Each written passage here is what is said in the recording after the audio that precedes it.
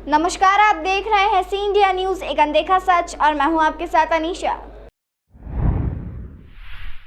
मणिपुर में मैतेई समाज को जनजाति का दर्जा दिए जाने की याचिका स्वीकार करने के बाद भड़के विवाद को लेकर इंदौर में निवासरत मणिपुर राज्य के लोगों ने केंद्र सरकार से इस मामले में हस्तक्षेप की मांग को लेकर रैली निकाली और रिगल चौराहे स्थित गांधी प्रतिमा पर धरना भी दिया। पिछले दिनों मैतेई समुदाय को जनजाति का दर्जा देने की याचिका हाईकोर्ट द्वारा स्वीकार करने के बाद मणिपुर के मूल रहवासी में मैतेई और कुकी के बीच जातीय संघर्ष शुरू हो गया था। इस बीच कुछ गुटों ने केंद्रीय मंत्री के घर पर भी हमला कर दिया था। लगातार 45 दिनों से चले आ रहे इस विवाद में अभी तक 200 से ज्यादा लोगों की जानें भी जा चुकी है, जिसे लेकर इंदौर में निवासरत मणिपुर के निवासियों ने मधुमलन चौराहे से गांधी प्रतिमा तक रैली निकालकर प्रदर्शन किया और केंद्र सरकार से इस मामले में हस्तक्षेप करने की मांग की। प्रदर्शन के दौरान कई महिलाएं, युवतियां और बच्चे अपने हाथ में आतंकवाद को खत्म करने, एनआरसी को लागू करने तथा देश प्रेम से जुड़े कई मुद्दों की तख्तियां लेकर गांधी प्रतिमा के पास प्रदर्शन करते नजर आए। मणिपुर निवासी अरुणा ने बताया कि हमने केंद्र सरकार से मणिपुर में भड़क रही जाति हिंसा को रोकने की गुहार लगाई है और मणिपुर के मूल निवासियों को उनकी जमीन और मूल हक देने की बात कही, लेकिन 45 दिन बीत जाने के बाद भी केंद्र सरकार कोई कड़ा रुख अख्तियार नहीं कर रही, जिसे लेकर हमने इंदौर में यह प्रदर्शन किया। ये इस कार्यक्रम हमने इसीलिए यहाँ पे हम लोग इकट्ठे हुए हैं क्योंकि मणिपुर में जो हो रहा है हिंसा, सेंट्रल गवर्नमेंट की तरफ से कोई भी आज 45 दिन हो गए हैं, सेंट्रल गवर्नमेंट की तरफ से कोई भी हमारी को कोई रिस्पॉन्स नहीं मिला है।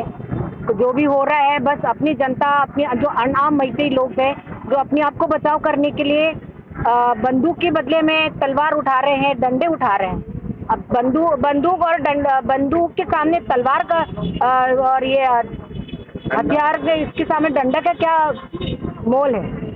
तो ये सब चीज़ें वहाँ पे हमारे देश में जो हो रहा है अत्याचार और जो होना चाहिए वो नहीं हो रहा है, और हम लोग यहाँ बहुत दूर है हम लोग अपने देश से, पर हम उनके लिए कुछ नहीं कर सकते अभी। हम इसलिए यहाँ पे हम उनके दुख को बांटने के लिए और सेंट्रल गवर्नमेंट से ये भी हम मांग कर रहे हैं कि आप हमारी जो रिश्तेदार वहाँ पे है उनके कुछ सहयोग करिए।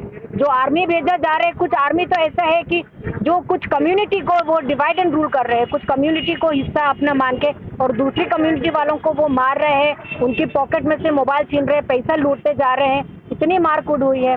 तो बता रहे हैं कि पड़ोसी देश से कुछ लोग अंदर घुसे हैं और वो लोग आपके जातियों पर हमला कर रहे हैं। बिल्कुल ये बिल्कुल सही आपने कहा है क्योंकि वहाँ पे जो बर्मा म्यांमार वहाँ की जो बॉर्डर है वहाँ पे इंडिया गवर्नमेंट ने कोई भी फेंसिंग नहीं कराया। जब भी यहाँ पे सेंट्रल गवर्नमेंट में कोई भी सेंट्रल गवर्नमेंट में ये क्या नाम से मिनिस्ट्री आने के लिए जब ऐसा इलेक्शन होता है, ये हमको वादा करते हैं कि जो बॉर्डर वाले बॉर्डर हिस्से में फेंसिंग करेंगे करके, पर आज तक ऐसा कोई भी फेंसिंग नहीं हुआ है। तो बताया जा रहा है आपकी जमीनों पे भी वहाँ कब्जा किया जा रहा है, क्या पूरा मामला? ये जमीनों कब्जा हुई, ये तो बहुत सारे हैं, ये तो बहुत, इंडिया गवर्नमेंट ने भी इस चीज़ का कोई कदम नहीं उठाया और इंडिया में भी जो भी क्या बोलते हैं जो इलीगल माइग्रेंट हैं उनका भी घर बन गया है वहाँ पे, और उनको घर बनने के लिए और अपनी रोजी रोटी कमाने के लिए पॉपी प्लांटेशन भी कर रखा है। तो इसीलिए ये चीज़ें गलत हो रहा है और पॉपी प्लांटेशन करने का नतीजा तो आपको पता है, नार्को टेररिज्म एक्ट कितनी खतरनाक है। 200 से ज़्यादा लोगों की अभी तक मौत हो चुकी है, इसमें आप जिम्मेदार किनको मानते हैं? जिम्मेदार हम सेंट्रल गवर्नमेंट को ठहराएंगे क्योंकि सेंट्रल गवर्नमेंट ने एक आम जनता को हिफाजत करने के लिए कुछ भी उन्होंने कदम नहीं उठाए हैं। तो हम सेंट्रल गवर्नमेंट को ही इस चीज़ के लिए गलती ठहराएंगे। 45 दिन हो गए, मोदी जी ने कुछ भी क्यों नहीं कहा? क्या हम अपनी ही देश में सुरक्षित नहीं हैं? हम क्या पॉपी प्लांटेशन भी कर रखा है? तो इसीलिए ये चीज़ें गलत हो रहा है और पॉपी प्लांटेशन करने का नतीजा तो आपको पता है, नार्को टेररिज्म एक्ट कितनी खतरनाक है। 200 से ज़्यादा लोगों की अभी तक मौत हो चुकी है, इसमें आप जिम्मेदार किनको मानते हैं? जिम्मेदार हम सेंट्रल गवर्नमेंट को ठहराएंगे क्योंकि सेंट्रल गवर्नमेंट ने एक आम जनता को हिफाजत करने के लिए कुछ भी उन्होंने कदम नहीं उठाए हैं। तो हम सेंट्रल गवर्नमेंट को ही इस चीज़ के लिए गलती ठहराएंगे। 45 दिन हो गए, मोदी जी ने कुछ भी क्यों नहीं कहा? क्या हम अपनी ही देश में सुरक्षित नहीं हैं? हम क्या करेंगे फिर? जो करने वाले लोग हैं वही कुछ भी एक भी आवाज़ नहीं निकाल रहे हैं। और वो ये कह रहे कि मैं 18 जून को मैं अपनी मन की बात कहूंगा। तो मन की बात में हमारी मणिपुर स्टेट है, वो उनके मन में आएंगे क्या?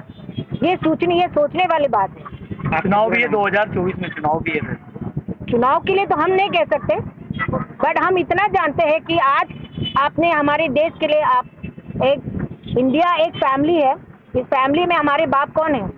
वो बाप अपने बच्चों के लिए नहीं कुछ भी नहीं कर रहे हैं, तो फ्यूचर क्या होगा? तो क्या आपके अंदर की तो लगातार हो रही है, आपका कहना है ये तो जनता के ऊपर डिपेंड करेंगे। और दूसरी बात फिर वही कहते हैं ना कि आप जिस तरफ इधर हवा चलेगी उधर जाएंगे।